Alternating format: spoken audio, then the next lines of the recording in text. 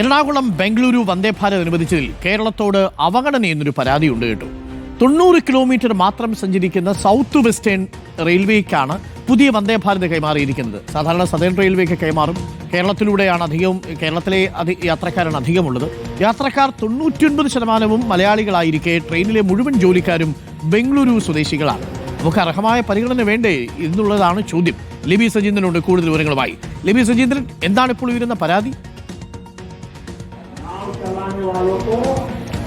Doctor Arun, ഇതൊരു പരാതിയല്ല, പരിഭവമല്ല. വന്ദേ ഭാരത് ഉദ്ഘാടനം ചെയ്ത സമയത്ത് തന്നെ ഏതെങ്കിലും രീതിയിൽ ഒരു നെഗറ്റീവ് നമ്മൾ പറയുകയുമല്ല. അധികൃതരുടെ ശ്രദ്ധയിലേക്ക് കേരളത്തിൻ്റെ ഒരു കാര്യം പറഞ്ഞു വെക്കുകയാണ്. പുതിയ വന്ദേ ഭാരതിൻ്റെ റൂട്ടിൽ ഏതാണ്ട് 520 കിലോമീറ്ററോളം സദേൺ റെയിൽവേയുടെ കീഴിലാണ് ഈ ട്രെയിൻ സഞ്ചരിക്കുന്നത്. 90 കിലോമീറ്റർ മാത്രമാണ് സൗത്ത് വെസ്റ്റ് റെയിൽവേക്ക് കീഴിലുള്ളത്. അപ്പോഴും ഈ ട്രെയിൻ കൈമാറിയിരിക്കുന്നത് സൗത്ത് വെസ്റ്റേൺ റെയിൽവേക്കാണ്. അപ്പോൾ സംഭവിക്കുന്ന കാര്യം, ഈ ട്രെയിൻ കർണാടകത്തിൻ്റെതാവും, കേരളത്തിൻ്റെതെന്ന് അല്പം മുമ്പ് ഡോക്ടർ അരുണും ഞാനും ഒക്കെ വളരെ സന്തോഷത്തോടു കൂടിയാണല്ലോ പറഞ്ഞത് കേരളത്തിന് ഒരു ട്രെയിൻ കൂടി കിട്ടിയെന്ന്. അപ്പോൾ കേരളത്തിൻ്റെ ട്രെയിൻ എന്ന് പറയാൻ സാധിക്കില്ല. ഇത് ബാംഗ്ലൂരിൻ്റെ ട്രെയിൻ കർണാടകത്തിൻ്റെ ട്രെയിനായി മാറും. അങ്ങനെ വരുമ്പോൾ സംഭവിക്കുന്ന കാര്യം, ഇതിനോട് ബന്ധപ്പെട്ട തൊഴിലവസരങ്ങളെല്ലാം കർണാടകത്തിലേക്ക് പോകും. കേരളത്തിലെ തൊഴിലവസരങ്ങൾ നമുക്ക് നഷ്ടപ്പെടുകയാണ് ചെയ്യുന്നത്.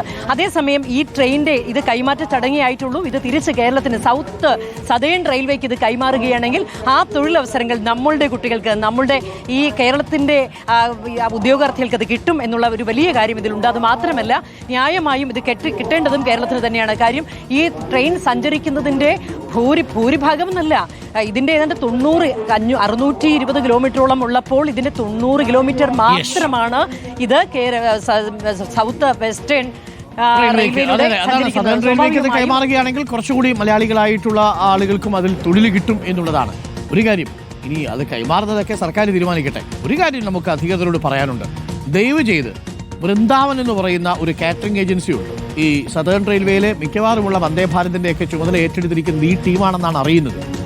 അങ്ങേറ്റം മോശം ഭക്ഷണമാണ്, പറയാതിരിക്കാൻ പറ്റില്ല. മോശം എന്ന് പറഞ്ഞാൽ മോശം മോശം മോശം മോശം മോശം എന്ന് തന്നെ പറയും. ഇത് ഞാൻ ആധികാരികമായിട്ട് തന്നെ പറയും. നമ്മൾ വന്ദേ ഭാരതിൽ ഇടയ്ക്ക് യാത്ര ചെയ്യുന്ന കൂട്ടത്തിലും യാത്ര ചെയ്ത ആളുകളൊക്കെ വിളിച്ചു പറയുന്ന സമയത്തുമൊക്കെ അങ്ങേറ്റത്തെ മോശം ഭക്ഷണമാണ് എന്ന് പറയാൻ നിവൃത്തിയില്ല. പുതിയ വന്ദേ ഭാരതെങ്കിലും ഇത്തിരി വൃത്തിയും വെടുപ്പും മെനയൊക്കെ ആയിട്ട് ഇത് കൊടുക്കാൻ പറ്റുന്നവർക്ക് കൊടുക്കണേ എന്നൊരു അഭ്യർത്ഥന കൂടി നമ്മൾ റെയിൽവേക്ക് മുന്നിൽ വെക്കുകയാണ്. ഇതിനൊക്കെ പിന്നിൽ വലിയ മാഫിയ ഉണ്ടെന്നാണ് കേൾക്കുന്നത്.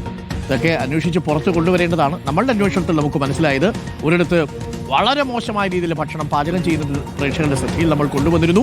അതെല്ലാം പ്രേക്ഷകർ കണ്ടതാണ്, ഞെട്ടിത്തെരിച്ചിരുന്നു പോയി. ഇതാണോ വന്ദേ ഭാരതിലെ ഭക്ഷണം എന്നാണ് നമ്മൾ കരുതിയത്. അപ്പോൾ ഇതിൽ സർക്കാർ, പ്രത്യേകിച്ച് റെയിൽവേ മന്ത്രാലയം ആ കാര്യം ശ്രദ്ധിക്കും എന്നാണ് നമ്മൾ വിശ്വസിക്കുന്നത്.